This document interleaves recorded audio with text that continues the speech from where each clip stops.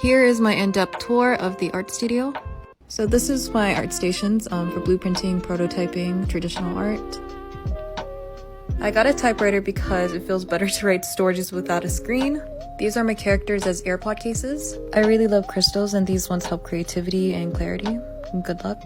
Next we have the tabaret, and it features some figures I bought from my favorite artists. And this is a cake I had made for a product photo shoot. It's fake.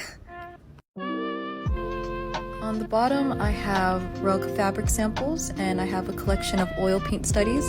That one's a perfume bottle, and that one is wine. And to the left, I have my traditional art desk. I like this vase because it emits the same energy as my cat. She's a bitch, but she's a beautiful bitch. These are the robes that I'm working on. This is Lilith, and that's Medusa. This is the raindrop mirror and sculpture that I made of my character Dew. In the center of the studio, we have my glass board for brainstorming. Bunch of cat beds here for some reason, and then I have my empty canvases.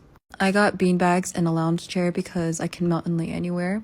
Couches make me feel kind of restricted, and there's something more comfortable about a circle. I don't know what it is. I made this display stand here for my characters. This is Wisp.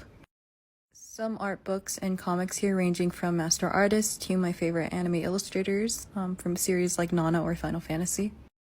I think my voice sounds kind of underwhelming in these, but I'm not used to it. Let me know if you want more.